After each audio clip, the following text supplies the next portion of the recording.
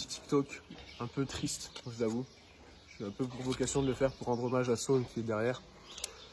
Pour vous parler de vos déchets.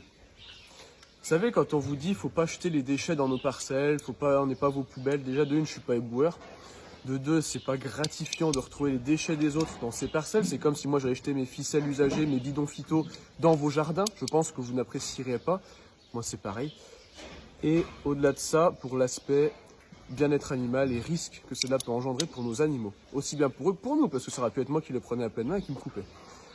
En fait, il faut savoir que dans nos parcelles, lorsque vous jetez vos canettes, admettons canettes aluminium, lorsqu'on va venir avec nos outils mécanisés pour faire nos foins, ça vient déchiqueter les canettes comme on peut le voir ici. Alors celle-là, elle est restée à peu près entière, mais ça peut faire des petits bouts comme ça qui vont se retrouver dans le fourrage de nos vaches. Une vache, lorsqu'elle mange, elle prend des grosses poignées comme ça. Et elle ingère. Elle ingère énormément et après elle va dans une logette ou un endroit calme et elle rumine. C'est là qu'elle mastique son fourrage. Quand elle ingère une grosse quantité de foin, elle ne trie pas forcément. Un petit bout d'aluminium, ça se voit pas.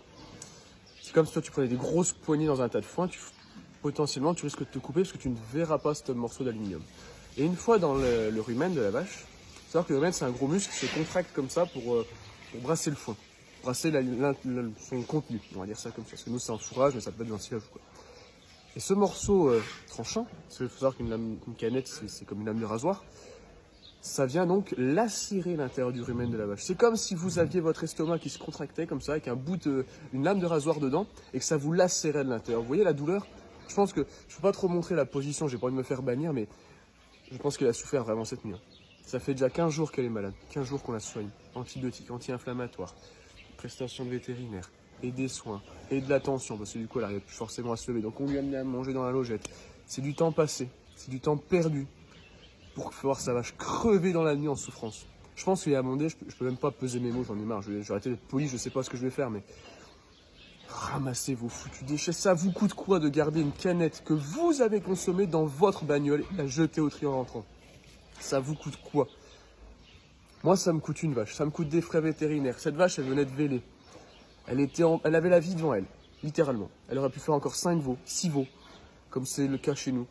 Elle aurait pu produire du lait qui m'aurait fait gagner de l'argent. Elle aurait pu être vendue, ce qui m'aurait fait de l'argent. Bah là, non. J'ai perdu une vache, j'ai perdu de l'argent avec les frais vétérinaires. Et en plus de ça, je vais devoir payer les carissages pour la faire enlever. Merci du cadeau, ça fait plaisir. Tout ça parce que vous n'êtes pas capable de vous responsabiliser pour ramasser vos canettes. Aujourd'hui, dans un monde où on demande aux agriculteurs d'être plus blancs que blancs, on nous contrôle de partout, on nous demande de respecter l'environnement, de trier nos déchets, de faire ci, de faire ça. Et derrière, vous venez dans nos parcelles, jetez votre merde et on en paye encore les frais. Et après,